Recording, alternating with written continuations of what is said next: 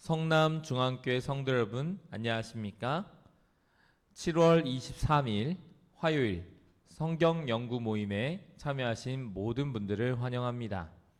오늘 기록되었을 때 성경 연구 25과 성령의 선물 제일 마지막 시간을 진행하도록 하겠습니다.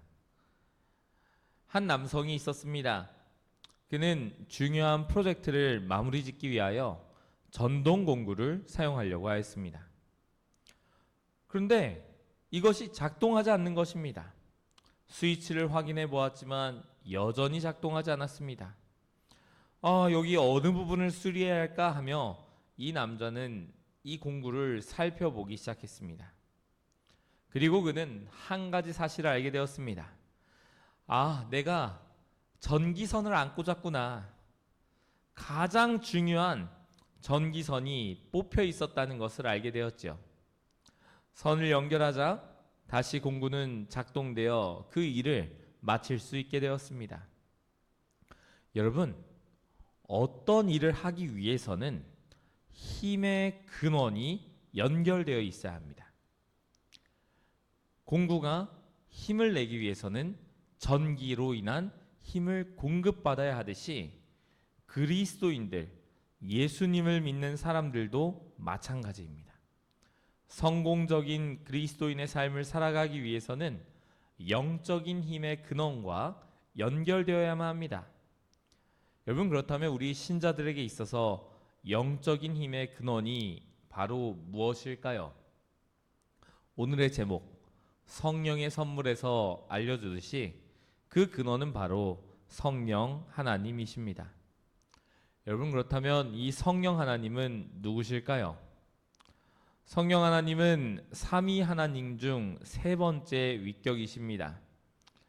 고린도후서 13장 13절 말씀입니다. 주 예수 그리스도의 은혜와 하나님의 사랑과 성령의 교통하심이 너희 무리와 함께 있을지어다. 아멘. 목사님들이 안식일 예배 후 그 설교를 마친 다음에 하는 축도에 단골로 등장하는 성경 말씀이죠. 성경은 아버지, 아들, 그리고 성령의 세 위격으로 이루어진 한 하나님이 계시다라고 가르치고 있습니다. 이 세 분은 각자의 위격을 소유하면서 한 하나님으로 연합해 계십니다. 즉, 아버지는 아들이 아니고 아들은 성령이 아니고 성령은 아버지가 아닌 것이죠. 하지만 세 분은 완벽하게 조화를 이루고 계시며 영원한 능력을 소유하고 계십니다. 성경은 성령의 위격으로서 어떻게 설명을 하고 있을까요?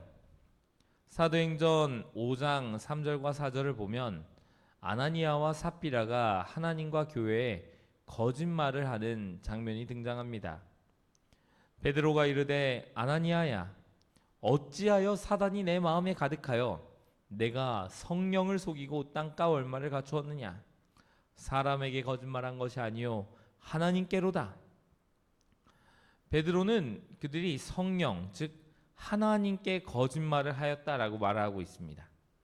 이 사건을 통해서 성령이 하나님인 것을 보여주는 동시에 성령은 속일 수 없고 또한 그분은 개성을 갖고 계시기에 위격으로서 활동하신다라는 것을 보여주고 있는 것이죠.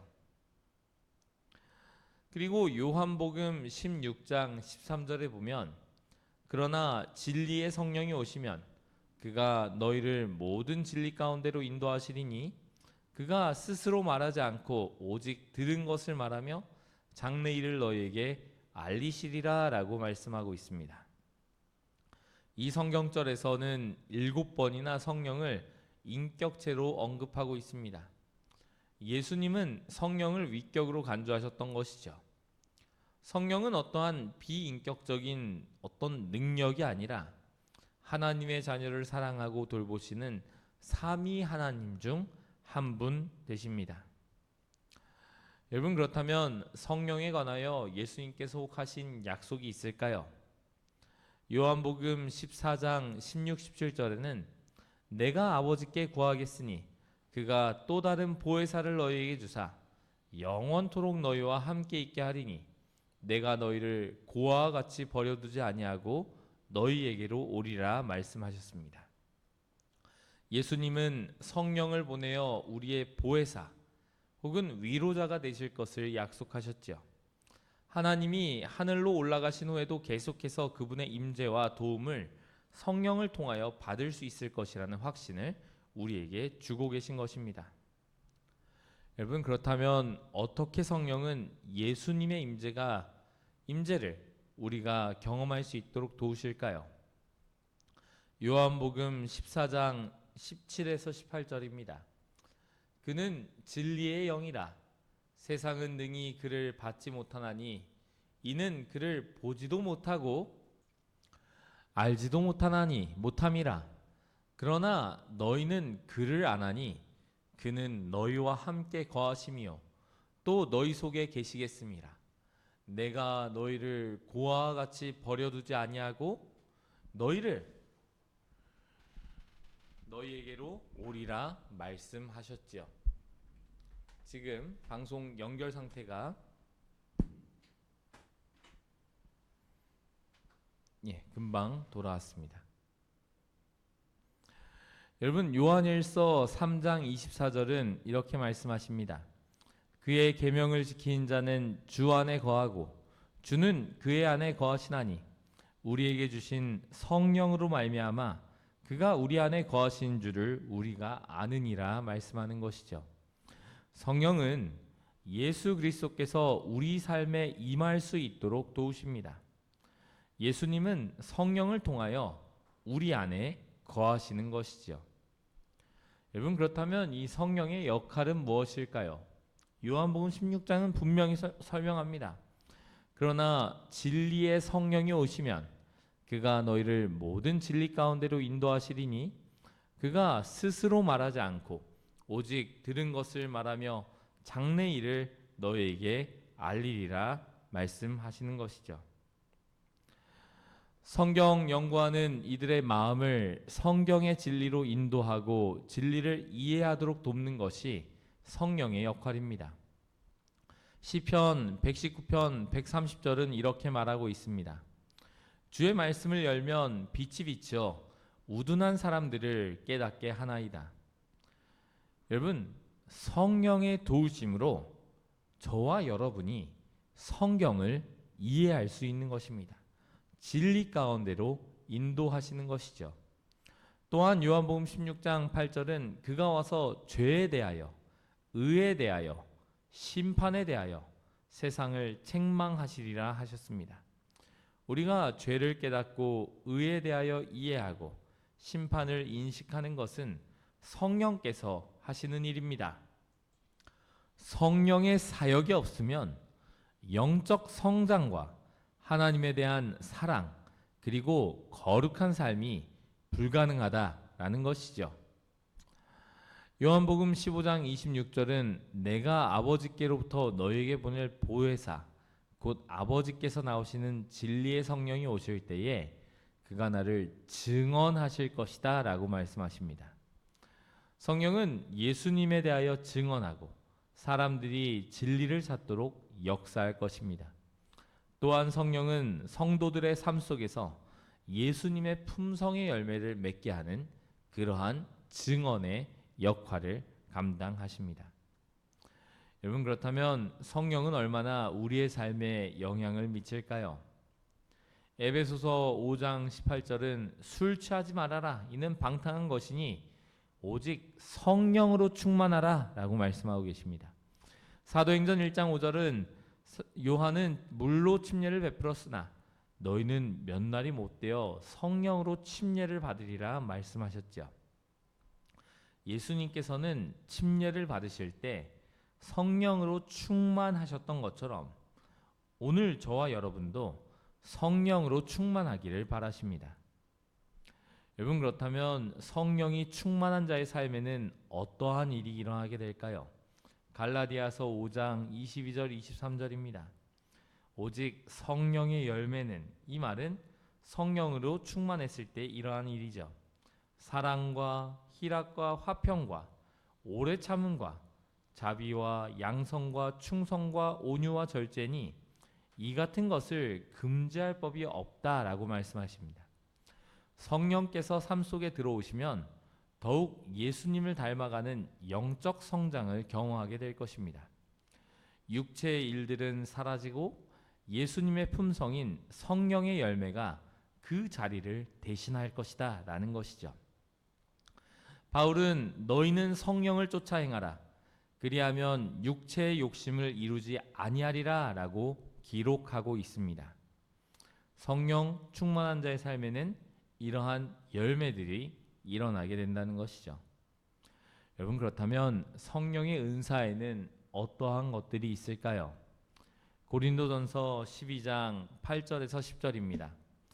어떤 사람에게는 성령으로 말미암아 지혜의 말씀을, 어떤 사람에게는 같은 성령을 따라 지식의 말씀을, 다른 사람에게는 같은 성령으로 믿음을, 어떤 사람에게는 한 성령으로 병 고치는 은사를, 어떤 사람에게는 능력 행함을, 어떤 사람에게는 예언함을, 어떤 사람에게는 영들 분별함을, 다른 사람에게는 각종 방언 말함을, 어떤 사람에게는 방언들 통역함을 주시나니 말씀하고 있습니다. 영적 은사는 교회를 세우고 그 사역의 성취를 위하여 신자들에게 주어진 재능입니다. 이 재능은 기적같이 주어질 수도 있고요. 이미 가지고 있는 재능을 성령께서 발전시켜 사용하실 수 있습니다. 영적 은사의 다른 예들은 로마서 12장 6절에서 8절 그리고 에베소서 4장 11절로부터 13절에서 찾아볼 수 있습니다. 여러분, 그렇다면 누구에게 어떤 은사를 주어야 하는지 누가 결정하는 것입니까? 고린도전서 12장 11절은 이 모든 일은 같은 한 성령이 행하사 그의 뜻대로 각 사람에게 나누어 주신 것이라 라고 말씀하고 있습니다. 우리가 특정 은사를 받기를 원한다 해도 어떤 은사를 줄지 결정하는 분은 성령이시다라는 말이죠. 여러분들은 어떤 은사를 받고 싶으십니까? 지혜의 말씀, 지식의 말씀, 믿음, 병 고치는 은사, 능력 행함, 예언함, 영들 분별함, 각종 방언 말함, 이 것들 가운데 내가 가장 약하고 이 은사를 더 많이 받았으면 좋겠다 싶은 것들이 있는데 그것을 결정하신 분이 바로 성령 하나님이시다라는 것이죠. 여러분, 그렇다면 이 성령은 어떻게 받을 수 있습니까? 성령을 받기 위해서 우리는 하나님께 간구해야 합니다. 누가복음 11장 13절입니다. 너희가 악할지라도 좋은 것을 자식에게 줄 알거든 하물며 너희 하늘 아버지께서 구하는 자에게 성령을 주시지 않겠느냐 하시니라. 여러분, 하나님께서는 우리가 선물을 받기 원하는 것처럼 그분께서 간구하는 자들에게 성령의 은사를 주시는 것을 아주 기쁘게 생각하십니다. 그런데 이 성령 하나님께로부터 용서받지 못한 죄가 있습니다. 마태복음 12장에 보면 그러므로 내가 너희에게 이르노니 사람에 대한 모든 죄와 모독은 사하심을 얻되 성령을 모독하는 것은 사하심을 얻지 못한다 라고 말씀하고 있는 것이죠. 또한 누구든지 말로 인자를 거역하면 사하심을 얻되 누구든지 말로 성령을 거역하면 이 세상과 오는 세상에서 사하심을 얻지 못한다 라고 말씀하고 있습니다. 방금 읽은 마태복음 12장 31절 32절 그리고 이 같은 이 성경절 쭉 이어지는 성경절에서 성령의 역할은 우리로 하여금 회개하여 죄사함을 얻도록 하시는 것이다 라는 것을 우리는 알 수 있습니다. 용서받지 못하는 죄는 이러한 성령을 거역하는 죄입니다. 즉 용서받지 못하는 죄는 어떠한 특정한 죄가 아닌 회개하지 않고 죄악에 머무르는 그 상태를 말을 하는 것이죠. 하나님은 어떤 죄라도 다 용서하기를 원하신다라고 분명히 말씀하고 계십니다. 요한일서 1장 9절은 이렇게 말씀하고 있죠. 만일 우리가 우리 죄를 자백하면 그는 미쁘시고 의로우사 우리 죄를 사하시며 우리를 모든 불의에서 깨끗하게 하실 것이요. 그러나 우리가 자백하기를 거절한다면 여러분 우리에게 용서란 없는 것입니다.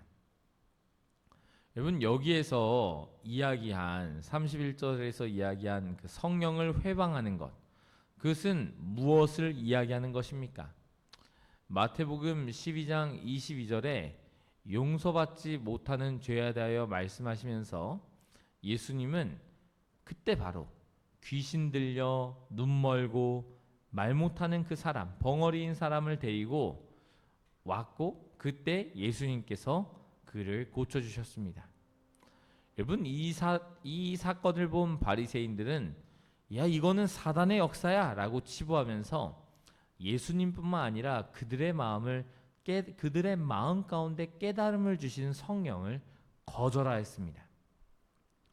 우리가 성령의 음성에 굴복하지 않는 것은 성령을 거절하는 것입니다. 하나님께서 성령을 거절하는 이들에게 여전히 선을 베푸시지만 그 음성을 듣지 않고 계속해서 마음을 강팍하게 하는 자들에게 더 이상 성령의 음성이 들리지 않을 때가 올 것입니다. 그렇게 성령을 거절하면서 그들은 용서받지 못할 죄를 짓게 되는 것이죠. 여러분, 용서받지 못하는 죄라는 것은 용서를 받지 않기 때문이 아니라 회개하지 않기 때문임을 기억하게 되시길 바랍니다. 회개하지 않는 죄가 있다면 그것은 용서받지 못한 죄가 된다는 것입니다. 용서받지 못한 죄는 끊임없이 성령의 간구를 거절하는 것을 말합니다. 얼마나 오랫동안 성령을 외면하는 것이 용서받지 못한 죄를 저지르는 것인지 우리는 알 수 없습니다. 그러나 성령께서 우리에게 말씀하실 때 우리는 그 음성에 순종해야 합니다. 그러할 때에 하늘의 하나님과 연합하여 얻게 되는 복과 평강의 기쁨을 우리는 누릴 수 있게 되는 것입니다. 에베소서 4장 30절에는 성령에 관하여 우리에게 주시는 경고의 말씀이 기록되어져 있습니다. 하나님의 성령을 근심하게 하지 말라. 여러분 여기서 쓰인 근심이라는 단어는 슬프게 하다라고 하는 의미입니다. 우리가 성령의 음성을 거절하지 말아야 할 것을 하거나 해야 할 일을 하지 않는 그런 죄를 범하게 된다면 우리는 성령 하나님을 근심하게 하는 것입니다. 다시 말씀드리겠습니다. 우리가 성령의 음성을 거절하여 하지 말아야 할 것을 하거나 해야 할 일을 하지 않는 죄를 범하게 된다면 그것이 성령 하나님을 근심하게 한다는 것이죠. 창세기 6장 3절에 하나님께서는 노아에게 성령이 영원히 사람과 함께하지 아니하리라 라고 말씀하셨습니다. 성령을 계속해서 거절할 때 마침내 성령의 인도하심이 멈추는 때가 온다라는 것이죠. 여러분 그렇다면 성령께서 영광스럽게 하려는 자는 누구일까요? 요한복음 16장 14절 그가 내 영광을 나타내리니 내 것을 가지고 너희에게 알리겠습니다 라고 말씀하고 있습니다. 성령은 그리스도를 세상에 나타내는 대표자입니다. 성령의 주된 사역은 세상을 예수님께로 이끌고 순종하게 하고 그분의 참된 성품을 알게 하는 것입니다. 그렇기에 참된 성령의 은사를 받은 사람들은 자신의 영화와 세속적인 것들의 주의를 기울이지 않습니다. 성령은 사람들의 주의를 예수님께로 향하게 하는 것이죠. 그렇다면 성령의 침례란 무엇일까요? 성경 사도행전 1장 5절을 보면 성령으로 침례를 받으리라. 요한은 물로 침례를 베풀었으나 너희는 몇 날이 못되어 성령으로 침례를 받으리라 하셨습니다. 예수님께서 약속하신 성령의 침례는 제자들에게 큰 능력과 함께 임한 오순절 성령의 역사로 실현되었고, 그때 제자들은 어떠한 초자연적인 영적 은사를 받게 되었습니다. 성령의 침례가 사도들의 사역을 준비시켰던 것처럼 말세를 살아가는 우리들도 동일한 성령의 능력을 통하여 마지막 사역을 준비하게 될 것입니다. 오순절에 베드로는 신자들에게 회개하고 침례를 받게 될 때 성령의 선물을 받을 것이라고 설교하였습니다. 이 성령의 선물은 오늘날에도 여전히 유효한 선물입니다. 여러분, 성령에 대해서 오늘 정리해 드리겠습니다. 성령은 한 위격입니다. 이 성령은 창조에 참여하셨습니다. 예수님께서는 재림 전에 성령을 부어주실 것입니다. 이 성령은 성경 기자들을 통해 성령의 감동하심으로 성경이 기록될 수 있었습니다. 마찬가지로 우리는 성령의 도움을 통해서만 성경을 올바로 이해할 수 있는 것입니다. 성령은 우리가 교회 사역을 위해 준비되도록 영적 은사를 주십니다. 성령은 우리 삶에 예수님의 품성과 동일한 성령의 열매를 맺게 하여 더욱 그분을 닮아가게 합니다. 우리가 성령의 충만함을 간구할 때에 하나님께서 성령을 부어주실 것입니다. 하나님께서는 우리가 성령 충만하기를 바라십니다. 이것이 하나님께서 재림을 기다린 우리에게 주실 수 있는 가장 큰 선물입니다. 사랑하는 성남중학교 성도 여러분, 우리는 이 구역반을 통하여 성령 충만함을 간구하는 그 교재를 함께 읽어 나가고 있습니다. 성도님들은 성령 충만함을 원하고 계십니까? 그리고 그 성령 충만함으로 하나님을 위해 사역하고 예수님을 더 닮아가기를 바라고 계십니까? 여러분, 우리가 교회에서 사역하는 것이 목사를 위함이 아님을 기억하게 되시길 바랍니다. 나를 구원해 주시는 하나님, 그리고 나를 영원한 곳으로 이끄시는 예수님, 그 예수님을 알게 해주시는 성령님을 기억하시고 성령 충만함을 구하시는 저와 여러분 되기를 바라면서 오늘 말씀을 마치겠습니다. 기도하겠습니다.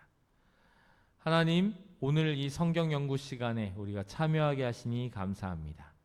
성령 충만을 간구하오니 하나님, 우리에게 성령을 부어주시옵소서. 나의 마음 가운데 있는 죄를 회개하는 심령을 허락하여 주시옵소서. 굳은 마음을 제하여 버리고 부드러운 마음을 주시는 그 하나님의 말씀이 나의 삶에서 역사하도록 축복하여 주시옵소서. 그리하여 내가 나의 모든 죄들을 회개하고 하나님의 성령의 충만함을 받아 하나님의 사역에 힘쓰는 그런 귀한 성도의 삶 살아가게 도와주시옵소서. 우리와 함께 하신 감사드리오며 예수님 이름으로 기도합니다. 아멘.